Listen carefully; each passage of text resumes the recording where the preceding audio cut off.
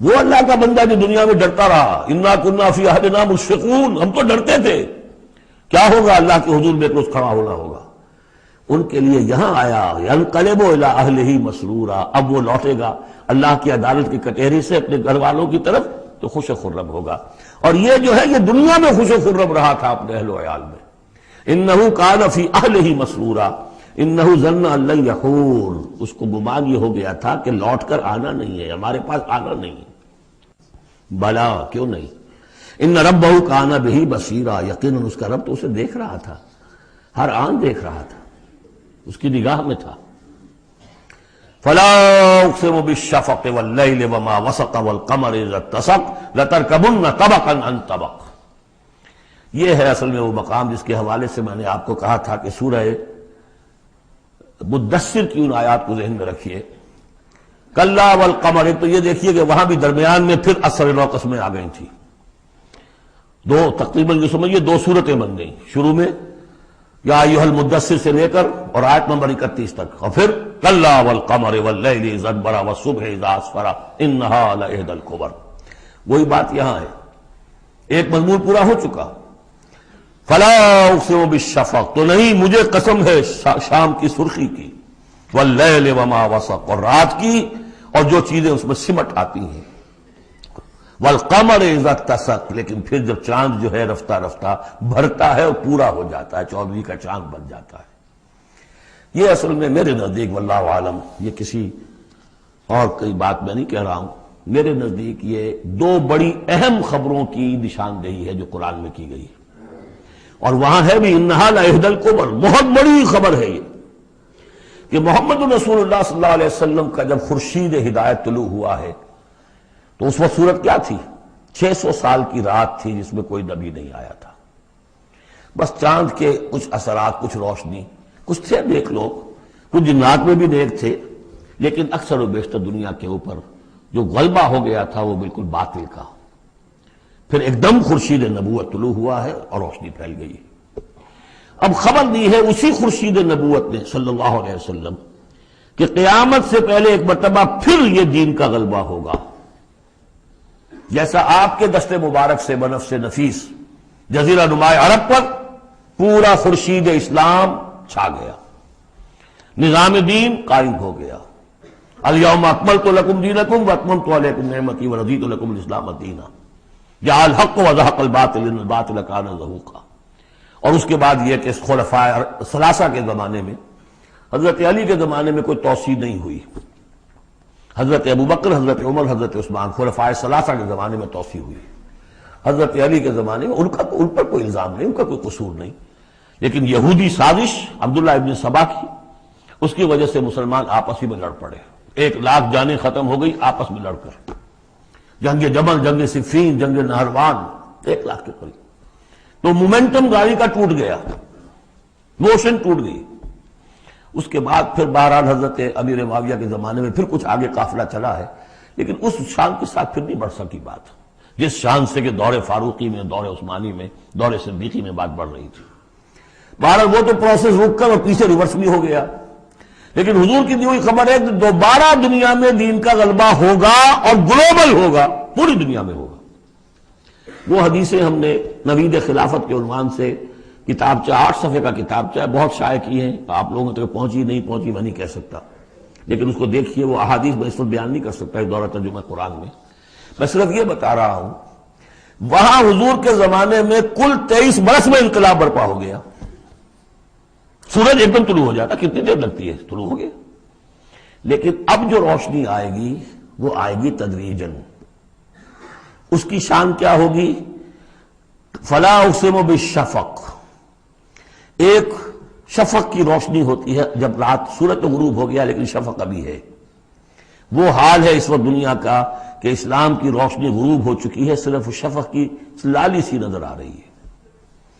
اس کے بعد واللیل وما وسق، پوری دنیا کے اوپر دین کے اعتبار سے تاریکی چھا گئی ہے، رات ہے، اور رات جو ہے اپنے اندر جن جن چیزوں کو سمیٹ لیتی ہے۔ لیکن والقمر اذا اتسق، لیکن چاند طلوع ہوتا ہے، پہلے دن، دوسرے دن، تیسرے دن بھرنا شروع ہوتا ہے، یہاں تک کہ وہ پورا ہو جاتا ہے۔ اب چاند کی چاندنی جو ہے وہ پھر دنیا کے اندر اس کو رات کو منور کر دیتی ہے۔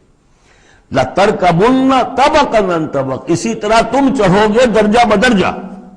یعنی اب جو تجدید دین کا کام ہوگا، اب جو اقامت دین کی جد و جہد ہوگی، اب جو دنیا میں خلافت علی منہاج النبوت کا نظام قائم ہوگا، تو وہ کسی ایک نسل میں نہیں ہو جائے گا، کسی ایک دائی یا ایک تحریک کے ذریعے سے نہیں ہو جائے گا، درجہ بدرجہ. کسی نے ایک کام کر دیا، علامہ اقبال نے فکر کو واضح کر دیا کہ اسلام مذہب نہیں دین ہے، اور جدا ہو دین سیاست سے تو رہ جاتی ہے چنگیزی. یہ ایک وحدت ہے. ابوالکلام آزاد اٹھے، انہوں نے قائم کی جماعت حزب اللہ، لیکن یہ کہ کچھ مخالفتوں سے بددل ہو کر جلدی چلے گئے. پھر وہ کانگریس میں شامل ہوئے اور انہوں نے پھر جو ہے اپنی پوری زندگی جہاد حریت کی نظر کر دی. پھر مولانا مودودی اٹھے، ایک وہ جماعت اسلامی بنائی.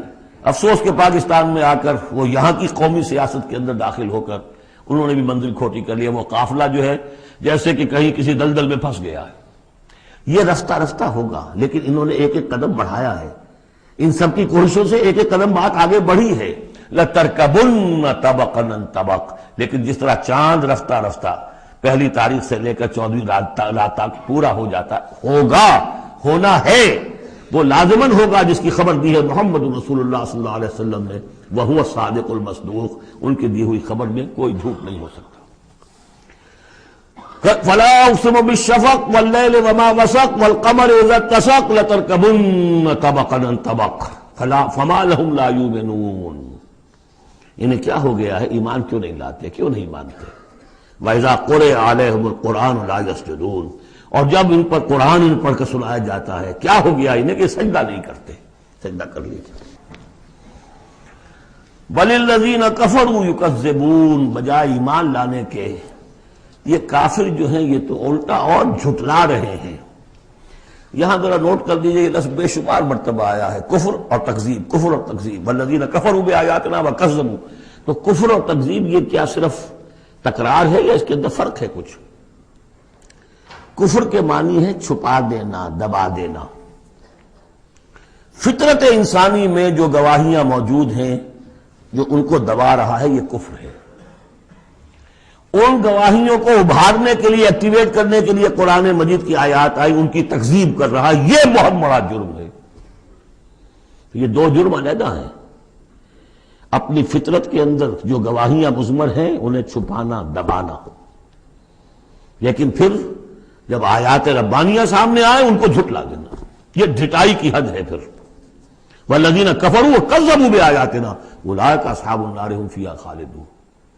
یہ تو جو پہلا چارٹر دیا گیا تھا حضرت آدم کو خلافت عرضی کا چارج سنبھالتے وقت، اب اتر جاؤ یہاں سے، اس جنت سے جاؤ نیچے اور جا کر چارج لو اور زمین کا، اور وہاں کیا ہوگا؟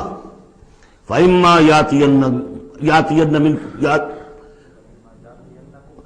يَأْتِيَنَّكُم مِّنِّي هُدًى فَمَن تَبِعَ هُدَايَ فَلَا خَوْفٌ عَلَيْهِمْ وَلَا هُمْ يَحْزَنُونَ وَالَّذِينَ كَفَرُوا وَكَذَّبُوا بِآيَاتِنَا.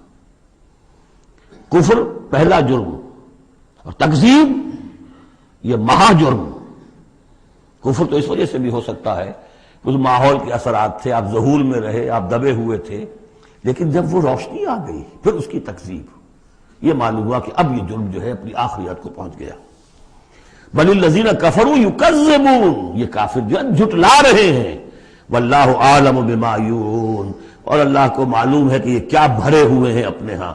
عام طور پر سمجھا ہے کہ جو انسان مال دولت نہیں، اندر ان کے بغض ہے، حسد ہے، تکبر ہے، اس کی وجہ سے یہ تکذیب کر رہے ہیں. یہ نہیں کہ یہ حق کو پہچان نہیں پائے ہیں، ان کے اندر جو ہے بغض، حسد اور تکبر بھرا ہوا ہے. فبشرہم بعذاب علیم. تو اے نبی ان کو بشارت دے دیجئے دردناک عذاب کی. الا الذین آمنوا وعملوا الصالحات لہم اجر غیر ممنون. سوائے ان کے کہ جو لوگ ایمان لائے اور جنہوں نے نیک عمل کیے، ان کے لیے اجر ہے بے انتہا، کبھی ختم نہ ہونے والا. منن، کاٹ دینا. اگر کچھ چیز کٹ جائے گی اس کی انتہا ہو گئی، نہیں، یہ کٹ نہیں سکے گا، اس کا سلسلہ جاری رہے گا مسلسل غیر ممنون. یہ مسلسل ہے، ختم ہونے والا نہیں.